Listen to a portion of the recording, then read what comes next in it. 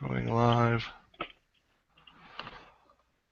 Welcome to PNRShow Season 3, Episode 7, Oscar Picks. And I'm not ready. There we go.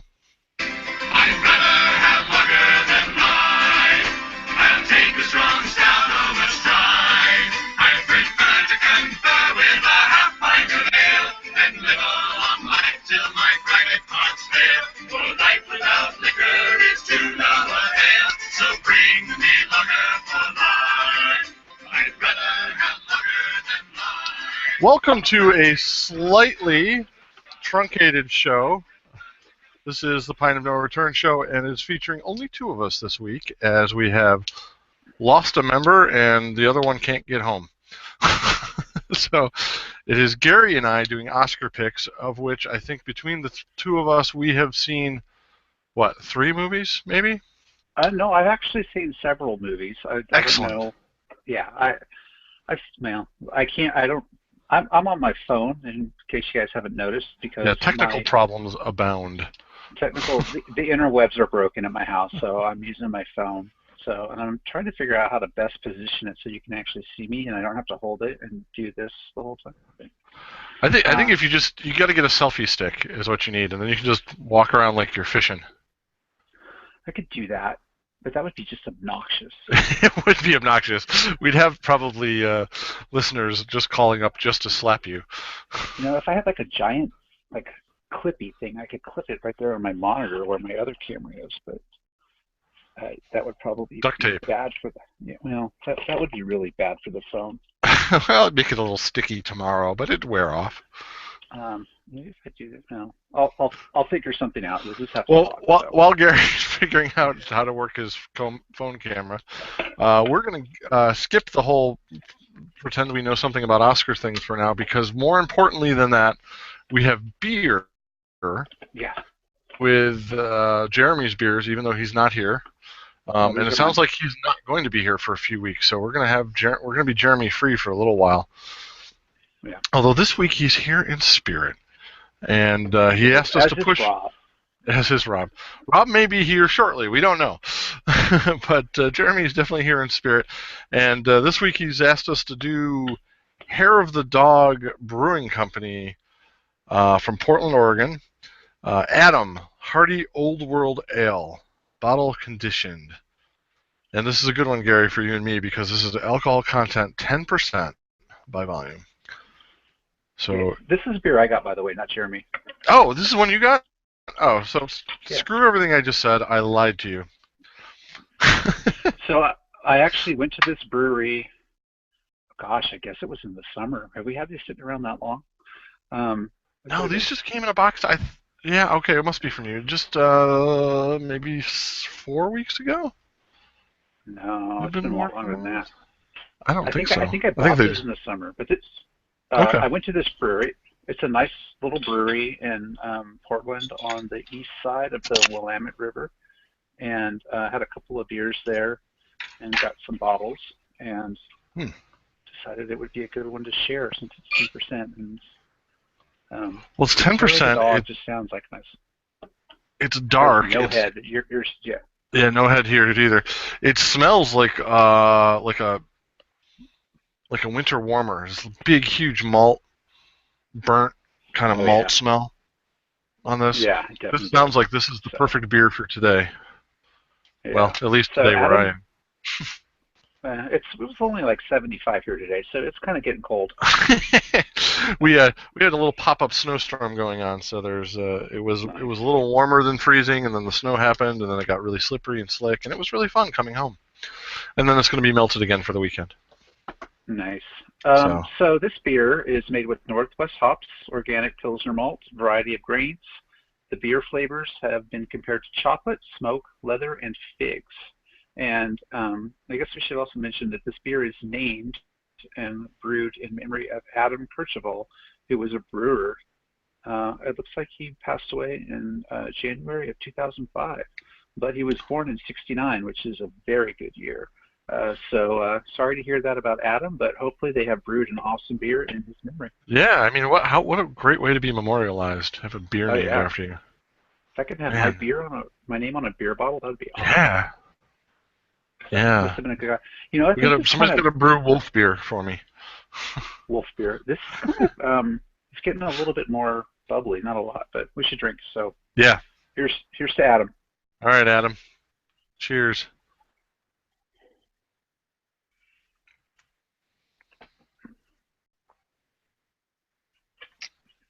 Wow. So this is a hearty old world ale, and hearty is definitely a good word for it. Yeah. There's definitely brown sugar in that flavor. Interestingly enough, you said leather, and I taste leather. I can totally taste leather. That's like tastes like licking old suede right there. Yeah, but like sweet old suede. So I have the insides of hats that taste very similar. I don't lick a lot of hats, but had they not mentioned the leather and figs, I might not have pulled those out, but I can certainly see where that's coming from. And not so much smoke, but I am getting a little bit of chocolate, probably from those dark malts that they're using. But yeah, this is good, and definitely boozy at 10%. The Oscar picks are going to be awesome tonight. Yeah, it's very boozy. In fact, it tastes boozier than 10%, I would say. Yeah, this reminds me of one of the Lagunitas ales they do, not one of their normal production ales. I can't remember which one. This might be like the Undercover Shutdown. This is actually this is similar to brown sugar, actually. Well, in terms of alcohol content, yeah. Well, it's got that deep, rich, over malty flavor that brown sugar has too. Brown sugar's not quite as burnt as this, but I would say it's in the same wheelhouse. I would like to have a little bit more bubble in it, but that could be our fault for waiting so long to drink it. This is batch 93. I don't know what batch they're on now, but this is a bottle conditioned beer that was supposed to be, stored at a reasonable temperature and all that kind of stuff. Instead, it was shipped across the country, and who knows how it was stored for everybody. So, like I said, I got it over the summer. So, I think had it been a little bit better cared for, we might have got a little bit more bubble out of it. Well, I would say this, though. I mean, at a 10% and with this kind of malt, this should be fine to age. So I wouldn't expect the bubbles to be that different, per se. Well, it's to age, but to age under better conditions. Better conditions than we age. Yeah, no doubt. That's what I'm thinking. So I do like this. I like that it's a Northwest beer, right? But it's made with Northwest hops, but it's not a hoppy kind of West Coast ale type of beer that you're used to these days. Hearty Old World Ale is really a good descriptor for this. It's definitely got a lot of body to it, a lot of character, and I like the change of pace from a lot of the things that we get these days in beer. So I'm going to give this an 8 rating. I think this definitely is reminiscent to some of the bigger English and Irish ales that you can find, and Scotch ales even. It almost has a hearty Scotch ale flavor to it. Those big malty winter brews, and there's nothing wrong with that in the wintertime, especially. I like it a lot. It's a little heavy on the burnt flavor for me. So I'm going to take it down a little bit from where Gary had it. I'm going to put it at a 6. But it's definitely a good beer. It's definitely drinkable. I think if I had had whiskey first, this would be a great chaser. Yeah. Jeremy actually recommended that this would be a good pairing with bourbon. It would be a good pairing with bourbon. And actually, that's without having had it, and it would really be a good pairing with bourbon. Yeah, it really. I think once the bourbon burned away what the malt flavors are trying to get at here, it would be super smooth. Yeah, I think so. This would be a great little car bomb. You drop a shot right in it. Oh man, that would be really good. I think that Rob is going to rate this a 6, in line with you, and I think that Jeremy's going to give it a 7. You think so? I bet Rob would rate this lower.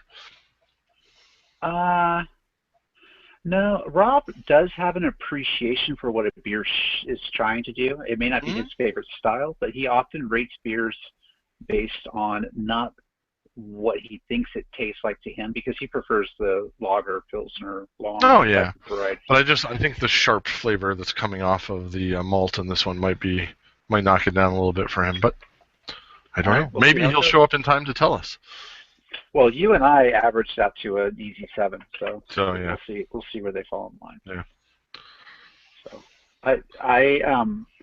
this is the brewery that when I was visiting, I was looking at the list of beers they have to buy, and they have these in bottles. They must have distribution in Portland, but I've never seen their beers in other places in Oregon. Maybe they don't distribute, but they had one bottle that was $1,500 a bottle for the beer, and it was like a 12-ounce bottle of beer. So had I won send us those? Well, had I won the big lottery, I would have actually done that and personally delivered them. Oh my God, it's Rob! Rob made it! Wow, you did get home fast. I'm not home. I'm in the car. Oh no, this sounds dangerous. Tell me you have the beer and you're drinking on the way home. Hold on.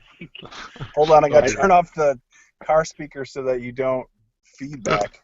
This is going to be a terrible idea. No. Oh, great. So this might be this will be the first Google Hangout with an on-air car crash? Yes, it's possible. Possible. And Rob looks like the guy from Mad Libs, because you can only see him from his nose up.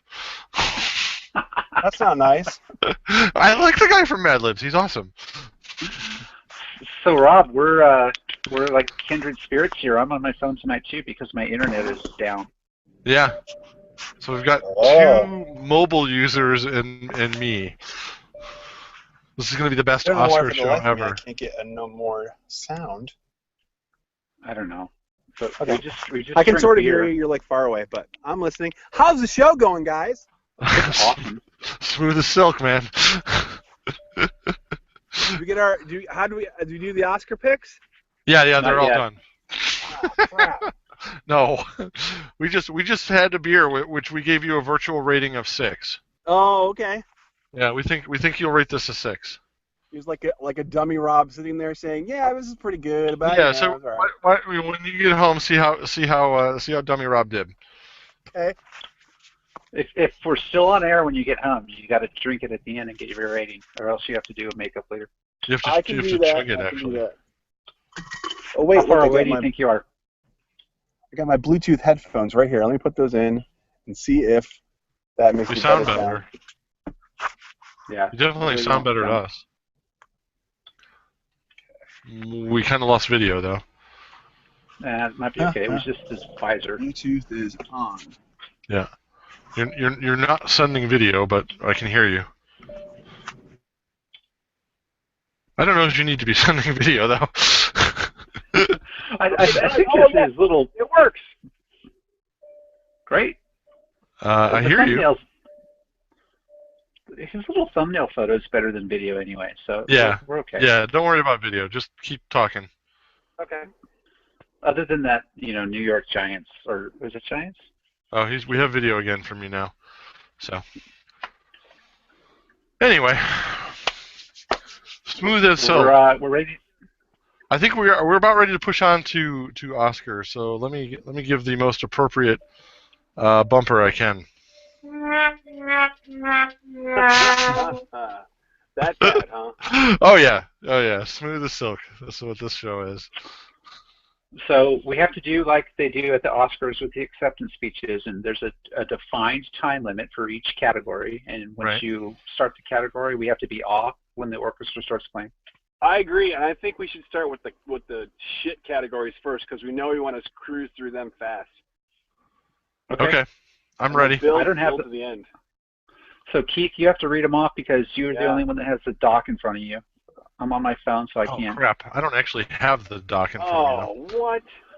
Really? Well, I never actually look at the doc ever. Just look. Oh. All right. So hang on, I got it. While Keith's doing that, I'll walk out and see if my internet wants to start working again while you pull that up. I actually have the Google Docs open on my phone, but I think it would be unwise for me to read it while I'm driving. Yeah, that's probably a bad idea. All right, yeah, so you're driving. hold on. Docs. Let's see my docs. There's all my Again, stuff. best show ever. What is this season? Are we episode 7? I think we're episode 7. Last night. Episode 7 is correct. Season 2, episode 7. Let's just do season 2 again. That was fun. If that's what cops. What was that beer? Let me refresh my memory. Let me know. Season 3, season 1. Why? I just can't find it. All right, let's search Season it. 7. I made the doc today. Sort by the newest modified. Yeah, it's like towards the bottom of the list.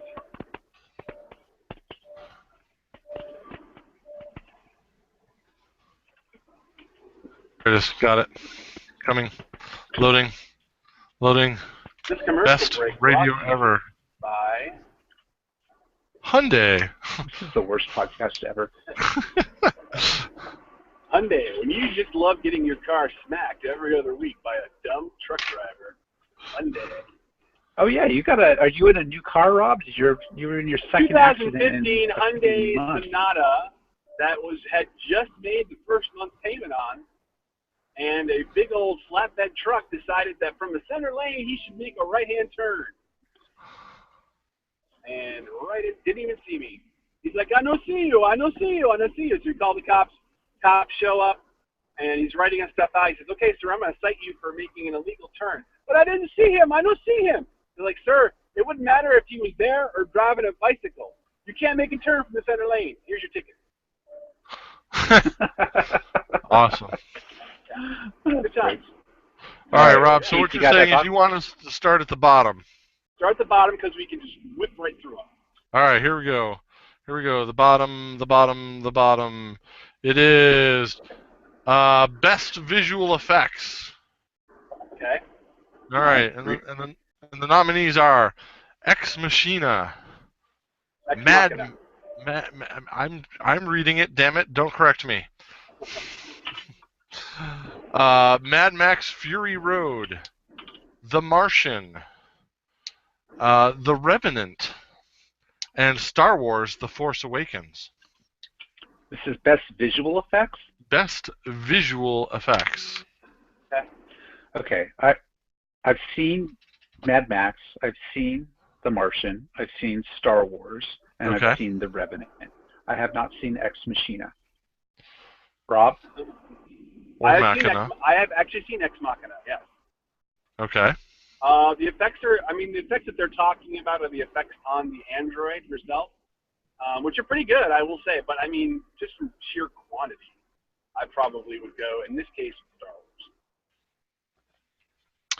I'm going to disagree with you there and go with Fury Road. That was my short list. That was my second choice. Yeah, Fury Road, I think, just disagree. because it was so much was like real practical effects. I got a lot of awards coming for Fury Road, so don't. Yeah, well, Fury Road is pretty awesome, but I'm going to start it off right here, and I'm going to say Fury Road. And I'm going to disagree with both of you and go with The Revenant because of almost entirely one scene where Leonardo DiCaprio gets attacked by a bear, and it was a chilling sequence that they did, and it was I don't know how they did it. It felt like I was being attacked by a bear. I thought he got loved up by a bear.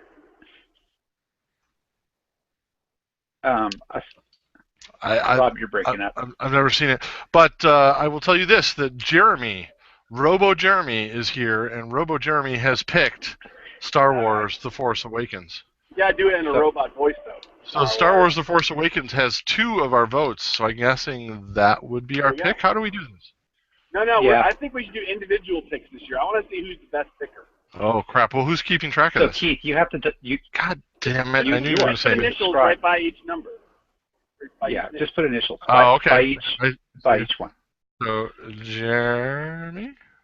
But I think the J, JB, Jeremy. RD, D, and this was WK. RD.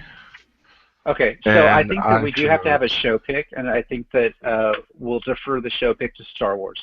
there you go. But my personal pick is going to be The Revenant.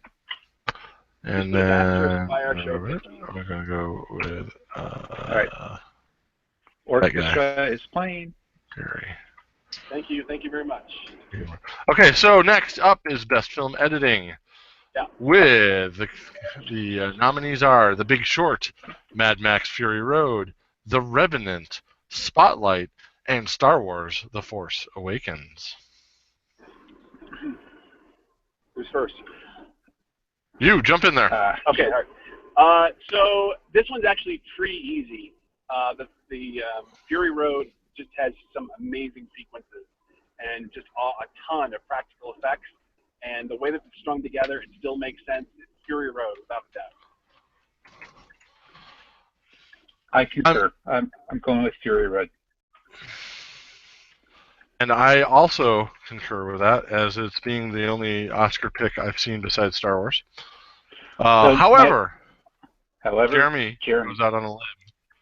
Jeremy goes out on a limb with this and chose. Oh, I lost it already. The Big Short.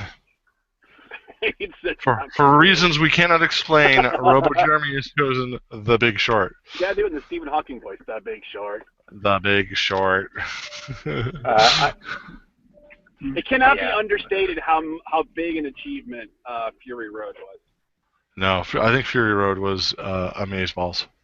That's my technical opinion. It was, okay, so just for clarification, we'll keep the same order for the rest of these, so we can keep moving fast. Yep. All right. Rob, meet Keith. Okay, I like it. Rob, meet Keith, Jeremy. All right, so next up is Best Costume Design.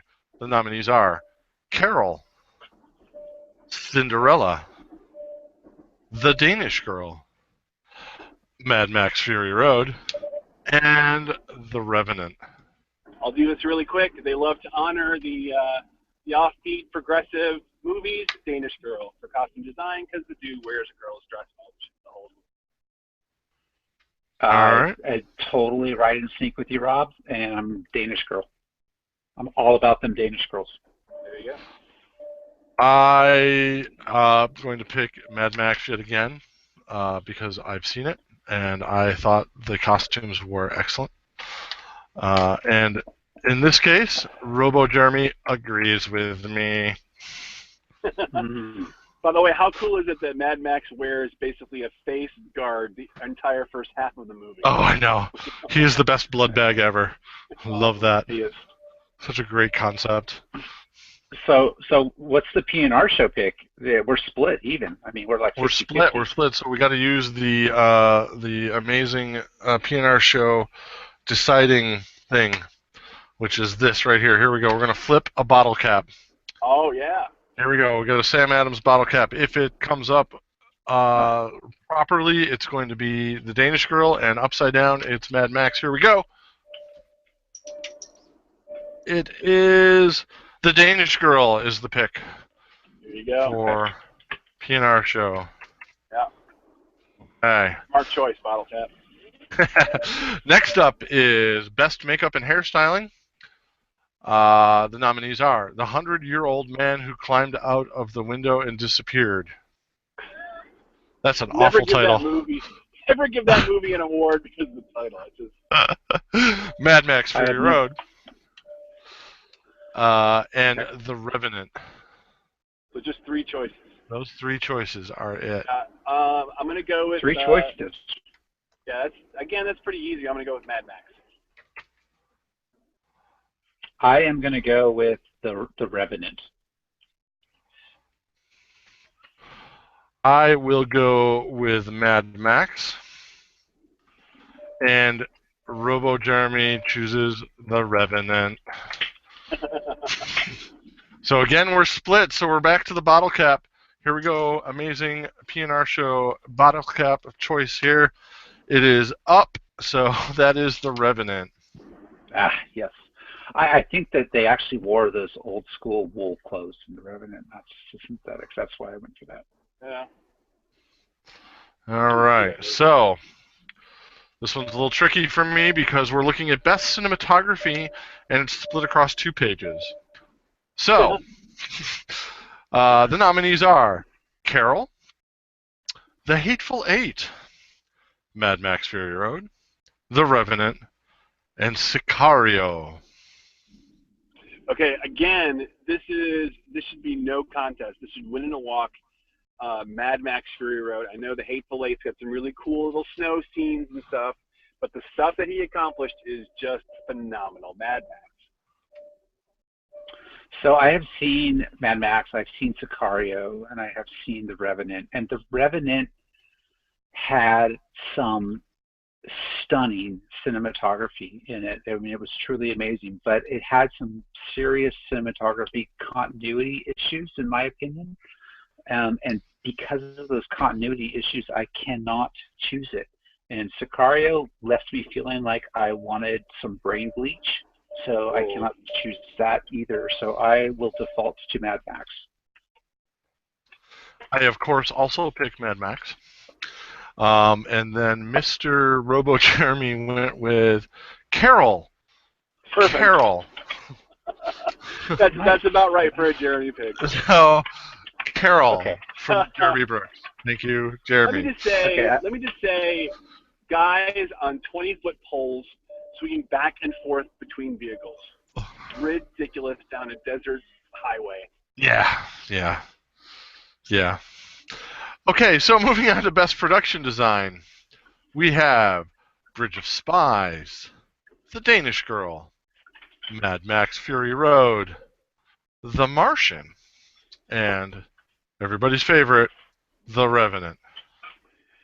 Okay, so, I mean, if I went and stick with my record, I would just go with Mad Max because, again, great design. However, history shows the Academy that they like to take out of the box on certain categories just to kind of reward something for the effort. So I think here is where they award Ridley Scott and give it to The Martian. Interesting. I think the only one of those I haven't seen was The Danish Girl, so I can't really comment on that. But I did see Bridge of Spies, and I saw Bridge of Spies. thing. You did see that? Yes, I did. When I walked out of Bridge of Spies, one of the first things I said to Gilly was that I really truly felt like we were in that time and we were in those places. I agree. And to me, that's excellent production design, where they truly they kind of nailed everything. I was obviously not alive during World War II. Actually, that was after World War II, but that was what, the 50s, and I still wasn't alive.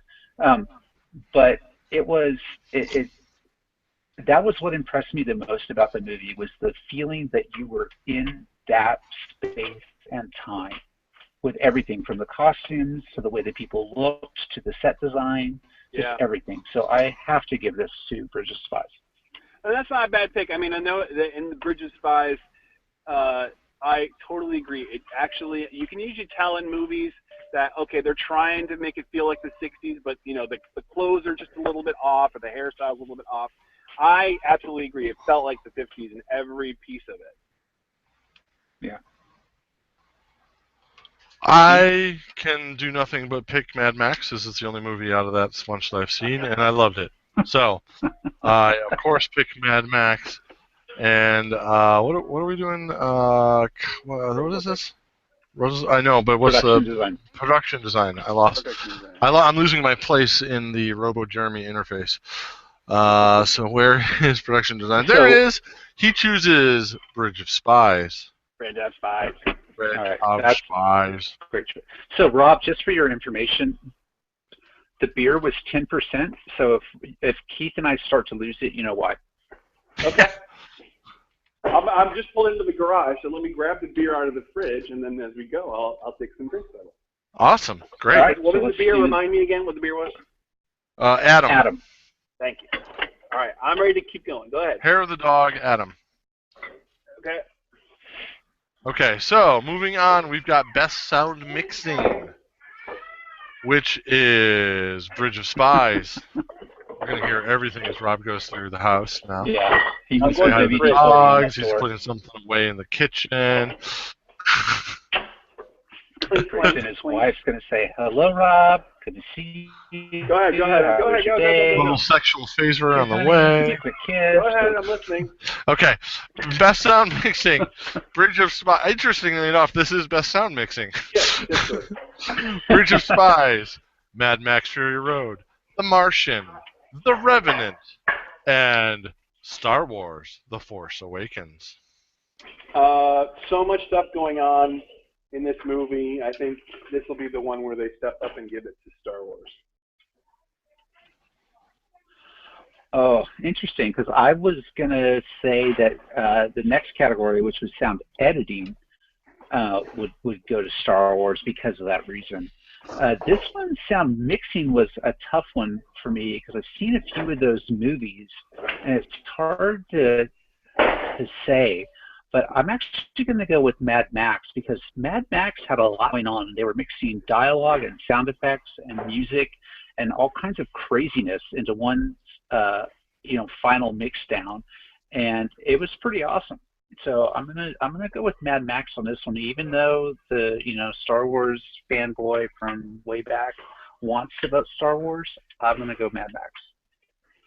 I too, and actually I have two to choose from this one that I've actually seen. So I could choose Star Wars, I could choose Mad Max, but honestly, the sound, the sound from mixing from Star Wars sounded like every other Star Wars. The sound mixing from Mad Max sounded like something that was insane and real, and it really transferred all of the heat and the visuals and everything from that movie, the dryness of the desert, all of that came through somehow in the mixing. So I definitely got to give it to Mad Max. I can't argue with that. So what does Robo Jeremy, what did you choose for sound mixing? He chose The Martian because of all the talk inside the helmet. Okay. So it sounds like we're Mad Max because we had 2 votes for that. Yep. What I'm going to say is my pick is Mad Max, but I believe the Oscar will go to The Revenant. All right, well, I have you down for Mad Max, so that'll be interesting to see if The Revenant pops up there. Nobody voted for The Revenant. Yeah. So next up is sound editing. And sound editing, we have Mad Max Fury Road, The Martian, The Revenant, Sicario, Star Wars: The Force Awakens. So it's the same bunch with the addition of Sicario. Yeah, I think I'll probably just flip-flop it and give this one to Mad Max. See, that they like to, kind of divvy up the spoils, as it were. Okay. I'm going to go with Star Wars on this one for sound editing because I think that they did a good job with taking the stuff that was from the original but updating it and adding new effects for things, especially some of the weapons that were new in this that we hadn't seen. So I thought that they did a really nice job of creating some original sounds in a universe where we had a lot of really cool sounds to begin with. They did a good job of making those sounds new again and keeping us entertained with the audio experience of that movie. I am going to go with Mad Max again. Again, I can't argue with anything you said from Star Wars, but I just didn't find Star Wars: The Force Awakens, as much as I loved that movie, as being a great way to kick off a new Star Wars franchise. I didn't find it Oscar-worthy. I don't think I found anything in that movie Oscar-worthy. There's a lot of great candy, but not a lot of great anything else. So I'm going to give it to Mad Max because I think Mad Max was brilliant. And Mr. Robo Brooks agrees. So the PNR pick is Mad Max. And the Oscar's going to go to Sicario, by the way. On that. Really? Yeah. Incidentally, you are. I'll put you right on with tragically. I'll put you right on par with the grade for this Hair of the Dog. I would give it a 6. I don't like it, but I can appreciate what they're doing. Damn, Jeremy, you nailed it. You nailed it. You know Rob better than me. Weird stuff. Yeah, it's not based on what beer he would prefer. It's based on how he perceives the beer is trying to be. Yeah. Yeah, I said you'd be a little lower, Rob. I said you'd be a little lower because of the sharp aftertaste on this beer. It's very sharp. But Gary said, no, he'll appreciate what it's trying to do and give it a 6. So, yep. Gary and Rob, once again, sharing a wavelength. Team. Yeah, and remember, Rob and I used to never agree on anything. I know. We agree on And movies, man. We agree on Star Wars. We do. All right. You got to get on a real computer, Rob. Are you on a real computer now? I don't want to break the connection. I want to keep pressing on. Okay. Okay. So we're going on to Best Original Song. And we're going to go with Earned It from 50 Shades of Grey. Manta Ray from Racing Extinction. Simple Song number 3 from Youth. Till It Happens to You from The Hunting Ground. And Writing on the Wall from Spectre. Can I just say it's depressing that we live in a world where something from 50 Shades of Grey was nominated for an Oscar. Yeah, that's disgusting, actually. What was number 2 and number 3? Sorry. 2 was Manta Ray from Racing Extinction, and 3 was Simple Song number 3 from Youth. Okay, thanks for the recap. This is a hard one. I didn't. Did you listen to all the songs? No, I've heard 2 of them. I want to say the Spectre song, but I didn't think it was that great. But no, they like to vote for James Bond, so I'll give it to Spectre. I listened to all of these songs this week. I made a playlist in Apple Music, and I went through them in order. Look at you doing homework. I was doing my part for the show, man. I had to keep up. So the worst audio editing goes to the Point of No Return show. But this is original song, not audio editing. I know. Sorry.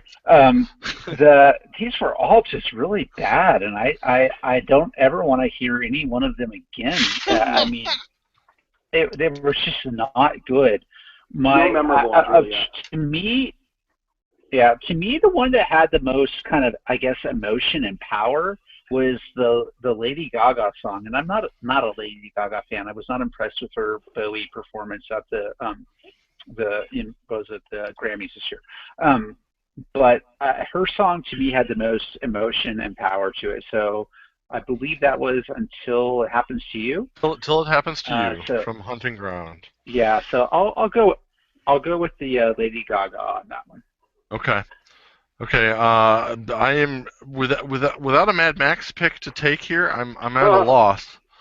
But so I'm gonna go with. I'm actually gonna copy Jeremy's pick. And in case you guys haven't figured it out yet, Robo Jeremy was actually a program that randomized his picks since he wasn't here and didn't see anything.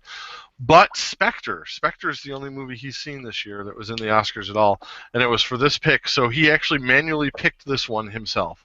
Wow. The programming does not let you randomize this pick. It is always Ratings on the Wall from Spectre. And so I'm going to go with Jeremy and his gut on this one, that this was definitely the best song.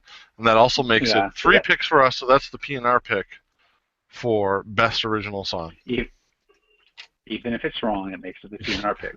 That's right. Nobody said we were right ever. Good Lord. All right, so we're moving on to Best Original. You're a really nice ceiling fan, by the way. Yeah, that's an awesome ceiling fan. I love the shadows it makes, too. All right, so we're on to Best Original Score.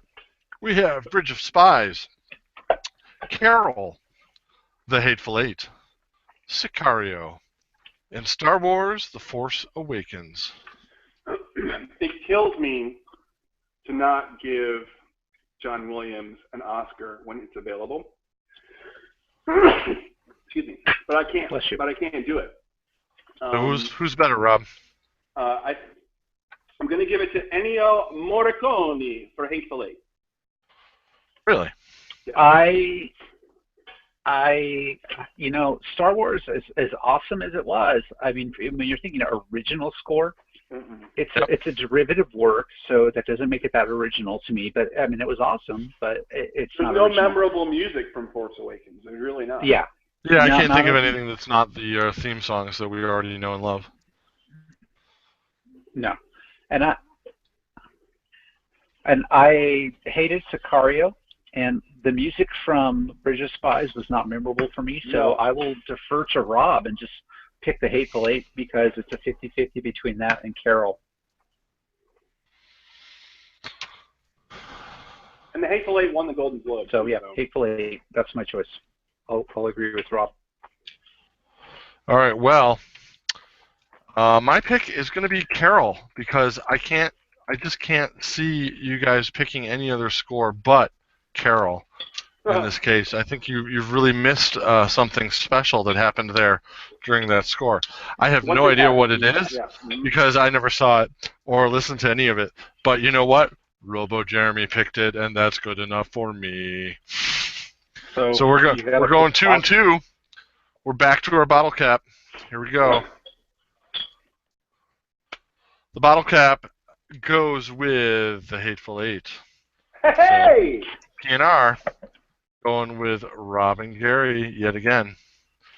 And we're going to go on to Best Animated Short Film. Sounds like Rob's really enjoying it here. Rob's dying, although it's not animated, so I'm not going to give the Oscar to him. We could possibly get him into sound editing, maybe. We could. Not cinematography, because his framing of that shot is... Oh, the framing of him dying is terrible. Yeah. Not going to get any cinematography awards here. Best Animated Short Film, and God, I hope any of you that are fans of this show are actually watching it on YouTube this week, because there's nothing better than the awful sound quality that we've got this week going with the awful camera work. So make it worth your while and go to YouTube to watch this one. We are the opposite of the Oscars right here. We're the anti-Oscars. There we are. So, Best Animated Short Film. That we're authentic. We're authentic. That's right. We are very authentic. Bear Story. Prologue. Sanjay's Super Team. We Can't Live Without Cosmos. And World of Tomorrow. Okay, so this is one where I just pick it because of the title. And I'm going to go with Sanjay's Super Team. You know, yes, that's my pick. Sanjay's Super Team. Best title ever. I actually saw Sanjay's Super Team. And I think it was before Star Wars. Wow. In my theater. We saw Sanjay's Super Team. It totally came up, and I saw it in the theater this year, and that's the only movie I've seen, so it had to come before that. So I have to pick that because it was awesome. There you go. It was about a little boy and his father trying to teach him the wonders of his religion, and about his super team. And all the little characters of his religion turned into a super team and made him interested in his religion. And it was a wonderful little thing. Now, what does Robo Jeremy pick? What is this thing? He picks the mute button for Rob. Best short film. Yeah. Now, Rob doesn't have a mute button because he's on his mobile. Sorry. Damn it. Best animated short film. Animated. There we are. Jeremy. Robo Jeremy picks. Crap, I forgot already because I laughed in the middle of it. Prologue. He goes with Prologue for reasons we can't quite explain. Reasons so, unknown. Keith, I have a quick question. Shoot. You've been recording all of these, right? Yes. Okay, good. Just making sure. No, I'm writing them all down. All right. Because you aren't going to remember them at this point. Nope. Oh, no. Yeah, no. So the PNR pick for this one is also Sanjay's Super Team because we had 3 votes for that. So next we have Best Live Action Short Film. And we have Ave Maria, Day One, and Everything Will Be Okay. Again, picking just based on title, Day One. Okay. I'm going to pick Everything Will Be Okay. Oh, damn it, Gary. Just because, why the hell not? I kind of thought Rob would pick Everything Will Be Okay, being the eternal optimist that he is. But no, he went with Day One. kind of a new beginning pick. That is optimistic. I'm going to go with Ave Maria. To go with the streak from last time, which is slightly religious. Three-way I'm split. I'm going to go with Ave Maria, which means it's going to come. The tiebreaker is going to come down to Mr. Jeremy Brooks, and Rowboat Jeremy picks Ave Maria. Wow. So PNR goes with us this time. How'd you do that on a three-way tie? Well, because Jeremy picked. Oh, sorry. That's Jeremy picked. Yeah. So right. there's 4 picks not a tiebreaker. per thing, and then got it. And then, yeah, there you go. I get that. So, best documentary short subject. Body Team 12, which might have the best name all night. Pretty cool. Chow, Beyond the Lines. Claude Lanzmann, Spectres of Shoah. A Girl in the River. The Price of Forgiveness. I mean, I bet The Girl in the River is a sad story of this girl lost her family or something. I mean, they love that stuff. Girl in the River. And Last Day of Freedom. You should hear all the choices first. Sorry, there were 5. Yes, Last Day of Freedom. Doesn't matter. Girl in the River.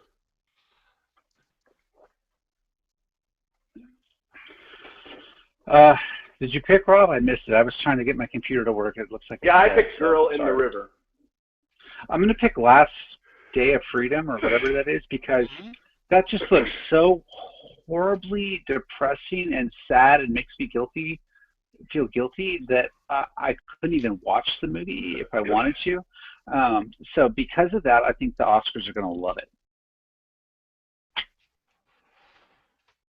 Well, I'm going to go with Girl in the River for everything that Rob said. I think it's got to be something about a damp young woman, possibly scantily clad and crying, because it's also subtitled The Price of Forgiveness. So I think that's going to just pull at everyone's heartstrings and win everything. You did hear where it said the girl in the river, right? Not the woman in the river. Well, women are girls too, Rob. Okay. Don't forget that. Roman. All right, Roman Polanski.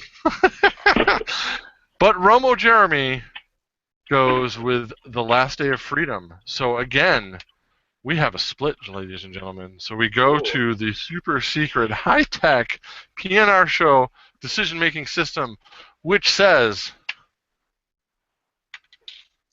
The Girl in the River. Doing pretty good on the flip picks. Nice. Yeah. Again, a good pick, but a wrong pick. So we'll Next up, best documentary feature. We have Amy. We have Cartel Land. We have The Look of Silence. We have What Happened, Miss Simone? And Winter on Fire. I actually know a little bit about Cartel Land, and it's very in-depth and terrifying look into the drug cartels of Mexico. And it's got a lot of buzz. And so that's going to be my pick, Cartel. Cartel Land is not an actual word, so I cannot give my endorsement to that. It is written as 2 words. Make shit up and call it a documentary. Land. It's 2 words. Cartel It's 2 words, and both words are legit. Yeah. Cartel space land. I still can't give my endorsement. Okay, all right. Well, I just wanted you to have good information to make your wildly inaccurate. I go with the easiest thing that they have there, and that's Amy. Amy. Wow. Yeah, Amy's not a real word. No, I gotta keep it simple and go with Amy. I gotta go with Winter on Fire, Ukraine's fight for freedom, and I think the Oscars are going to try to stretch out to the worldview on this one, and that was possibly one of the most important things that happened in the last few years on the world stage. So I'm going to go with Winter on Fire on this one, which means we now have, because Jeremy took The Look of Silence, we have a 4-way split.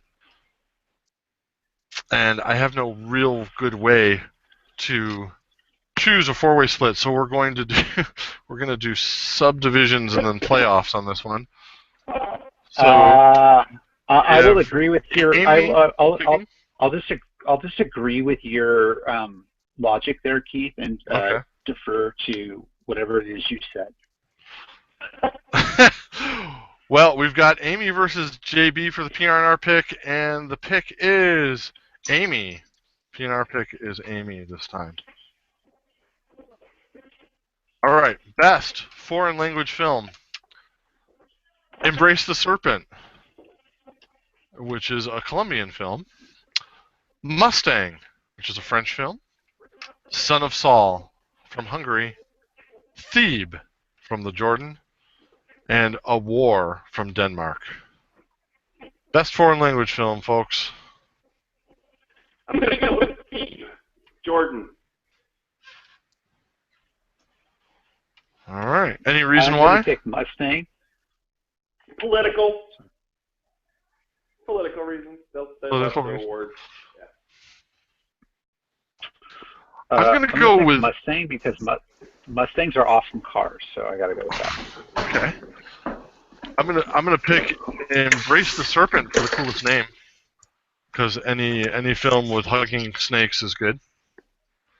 And then Jeremy goes with Gary this time and chooses Mustang. Mustang Sally. So Mustang Sally is the PNR pick. We're going to move on to Best Animated Feature Film. Yeah. Anomalisa. Anomalisa. Yeah, that's what I said. Anomalisa. Boy and the World. Inside Out. Shaun the Sheep.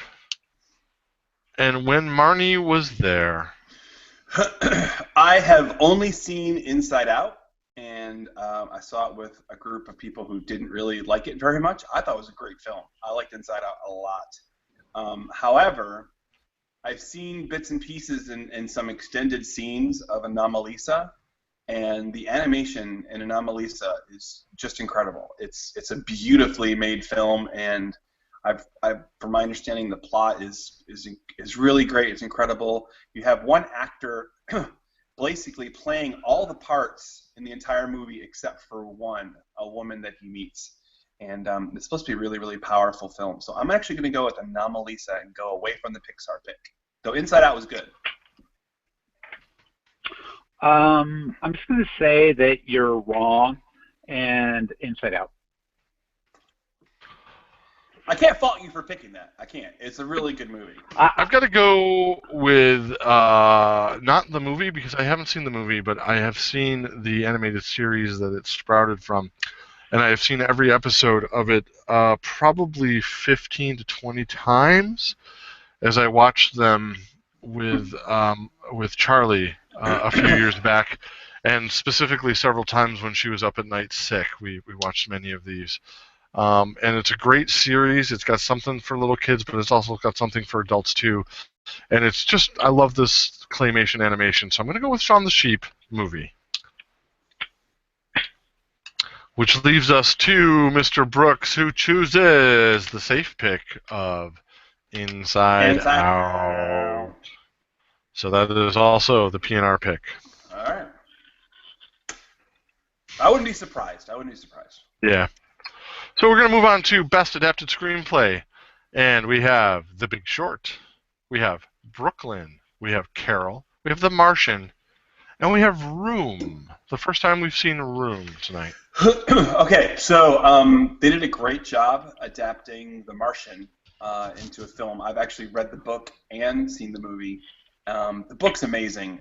There's a lot that is left out in the movie from that book, but it's done in such a way that you don't miss it, and it doesn't nearly take away from the film at all. So I would tend to want to give it to that, but I think this is where Room starts to make its inroads, and I say Room is going to win.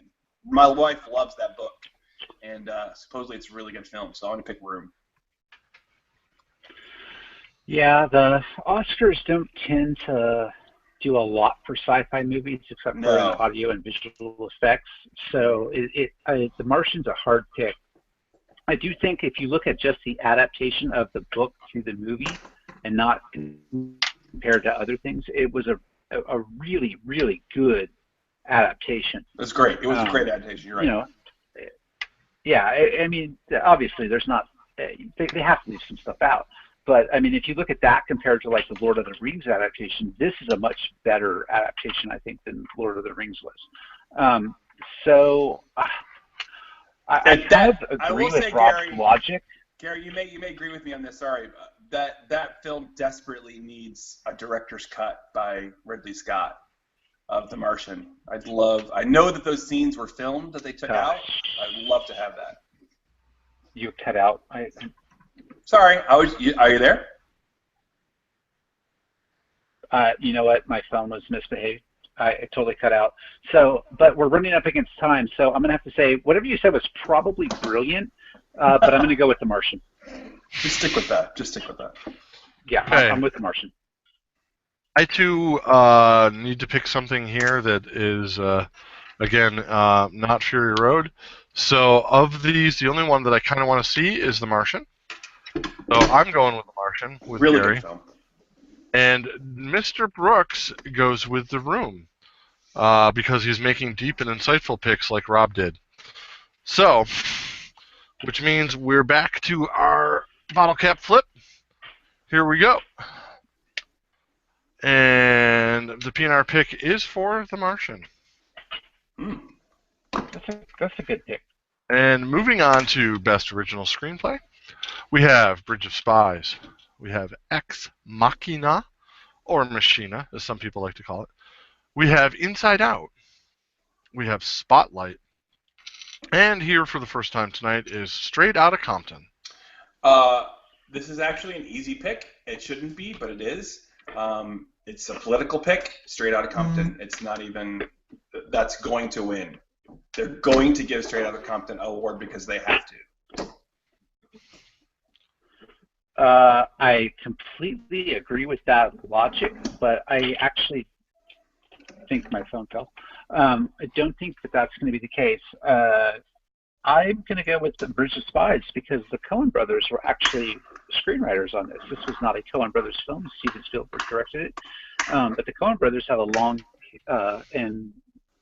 history of various things in the Academy Awards and a lot of really great movies. And they did something that was that you wouldn't recognize as theirs necessarily if you saw it. So I'm going to go with Bridge of Spies on this one. I think that the Coen brothers deserve the nod for this. I think that is some brilliant thought, and if the world was a fair place, I would agree with you. But Rob is absolutely right. With all the shit they've taken already for these Oscars, they have to pick Straight Outta Compton, or there will be riots in L.A. So I'm going to pick Straight Outta Compton, and Jeremy Brooks, who will probably be in L.A. at the time, is picking Straight Outta Compton for fear for his life. And may I just say that, ironically, the two writers for Straight Outta Compton are white guys. Just saying. So, we move on to the big ones now, folks. All the right. Big ones. We're going first with Best Supporting Actress. Starting with Jennifer Jason Leigh for The Hateful Eight. Rooney Mara for Carol. Rachel McAdams for Spotlight. Alicia Vikander for The Danish Girl. Very good. Thank you. And Kate Winslet for Steve Jobs. All right. So the Jobs movie was god-awful. It sucked. And I have it between two. Carol and, whatever the next one was. What's that? Rachel McAdams for Spotlight. Spotlight is a political pick because it's the church, again, uncovering the church's abuses of the Catholic Church in Boston. But Carol, I think, has gotten a little more buzz for Rooney Mara because they play an illicit lesbian relationship in the 50s in New York, and it's, So I'm going to go with Rooney Mara. But I would not be surprised if Rachel McAdams won.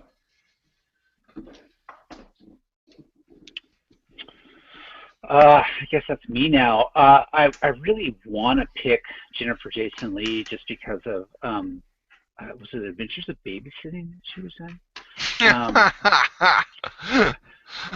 I think she deserves single white an female Oscar because of the work that she did earlier in her career. Yeah, I mean, there's so many films that you could point to that she should have gotten a nod earlier, but didn't. But I'm going to have to go with Rooney Mara on this one, just because she's an amazing actress. I haven't seen that movie, but I can't imagine her doing a sub-Oscar performance. I'm going out on a wild limb with this one, and I'm picking Alicia Vikander because she is the coolest name in the list. But Mr. Robo-Brooks agrees with you too and is choosing Rooney Mara. So that will be...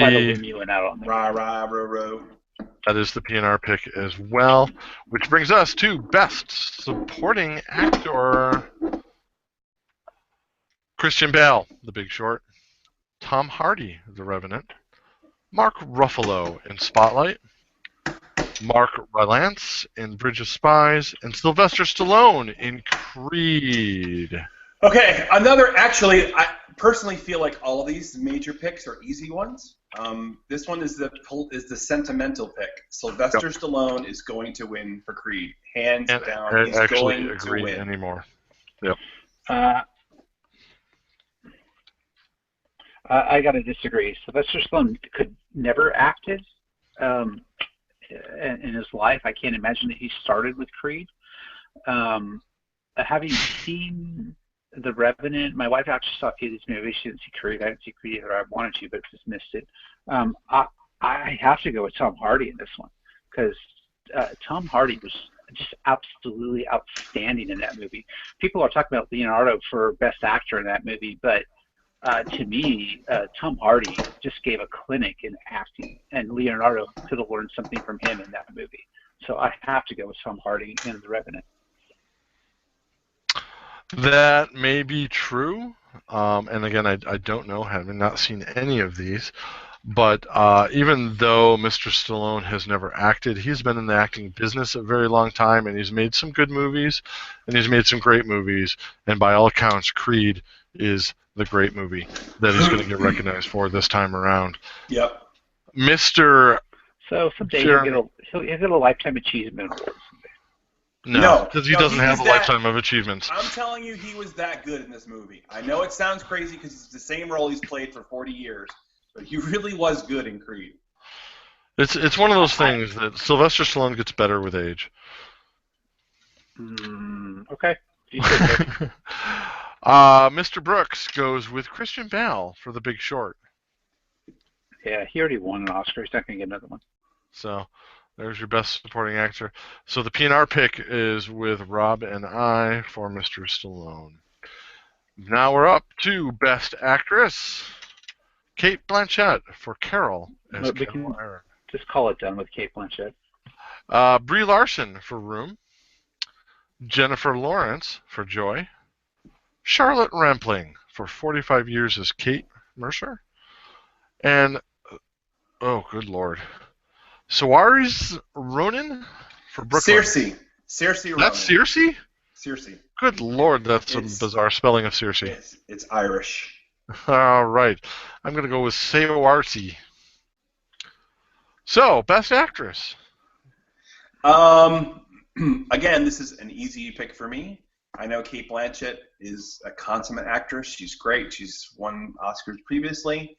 But all the buzz and all the attention is on Brie Larson in Room. And what an amazing job she did as a mother who's basically imprisoned with her son for 5-6 years, and that's all the life he ever knows, and then they're actually freed, and how she adjusts to life on the outside. I think Brie Larson's got it in a walk.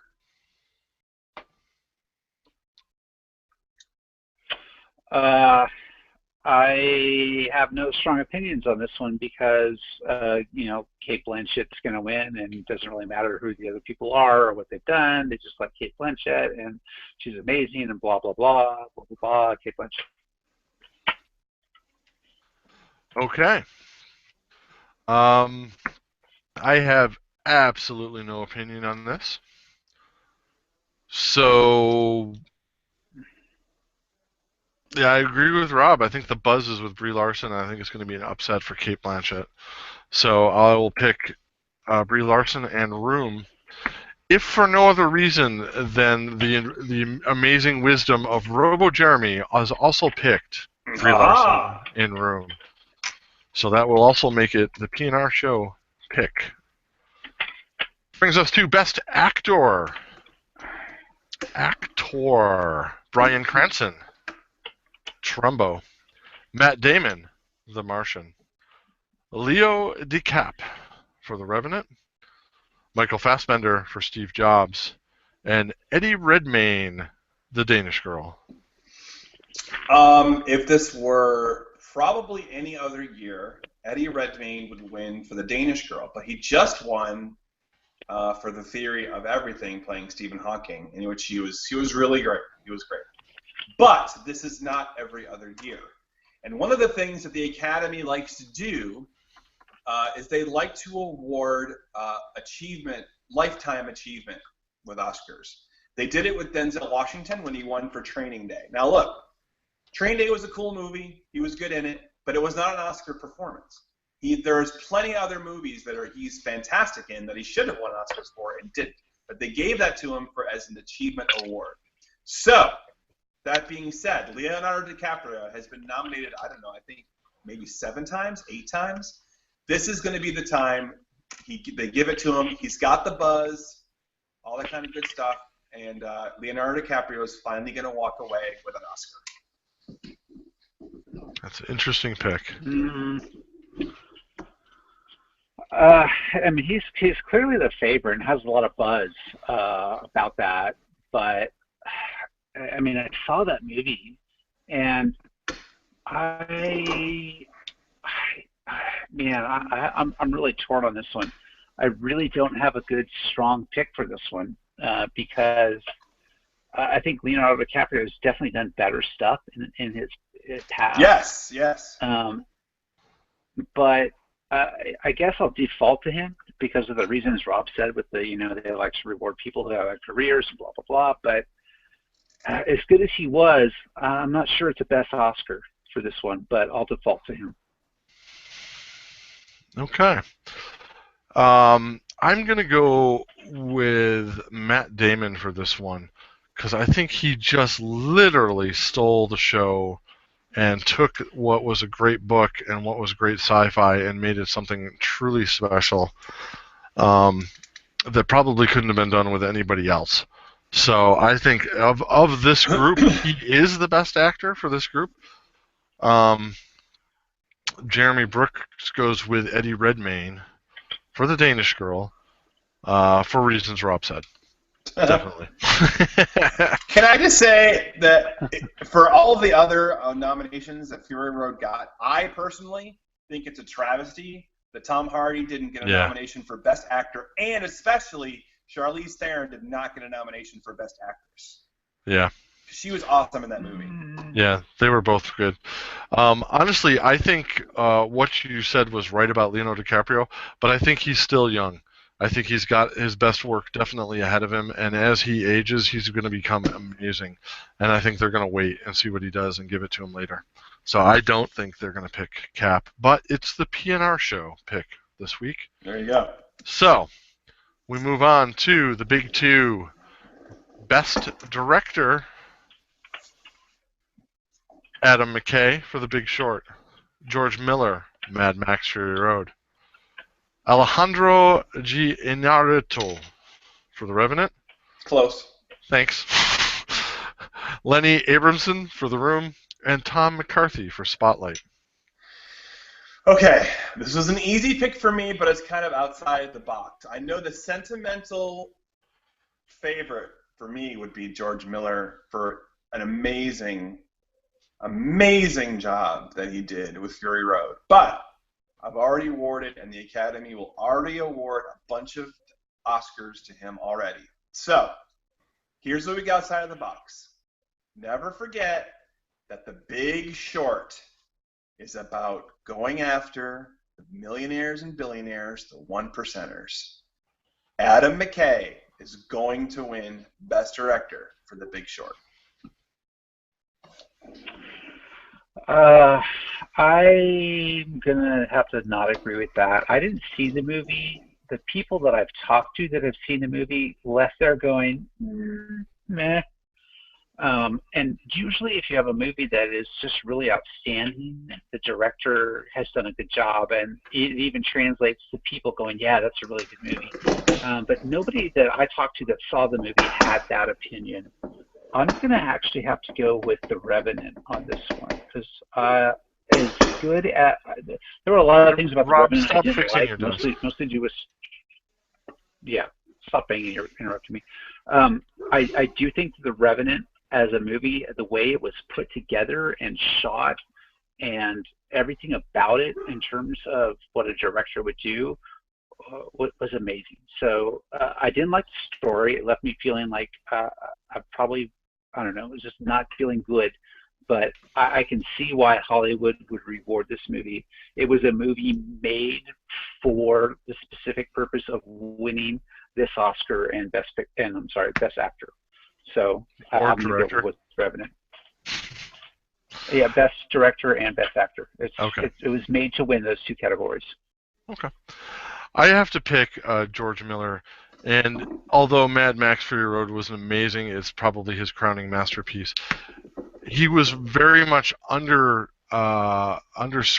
for the year of Babe, Pig in the City, as well. So I think they're going to go back. I forgot that he directed that. Oh yeah, he was director of Babe and Babe, Pig in the City. Yeah. So, which were both amazing films, I think the Oscars, like Rob said before, want to go back and give that Lifetime Achievement Award, and you really can't ignore the range you get from George Miller. Don't forget that this is a big award. The Babe movies, and this is a genre film. Mad Max. They don't like to award genre films with the big awards. It's going to happen. All right. I'm sorry, you're all wrong. I'm sorry, but it's going to happen. Okay. All right. Jeremy Brooks, however, goes with Rob on The Big Short, which makes that the PNRShow pick, and brings us to our last pick of the night. And thank God, because we're running way late. Best Picture. Yeah. The Big Short, Bridge of Spies, Brooklyn, Mad Max Fury Road, The Martian, The Revenant, Room, and Spotlight. The Big Short.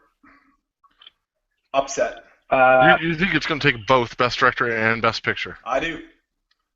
I think that's pretty bold there, my friend. I think history sides on that pairing of awards, but I'm going to pick The Martian because that's the movie I want to win. I got to go with Mad Max Fury Road because I think it's an amazing film and definitely should win the award, although I do not think it will. I also do not think The Martian will win. It'll go to something stupid like The Room. But, not that The Room is stupid, I just don't want to see it. But,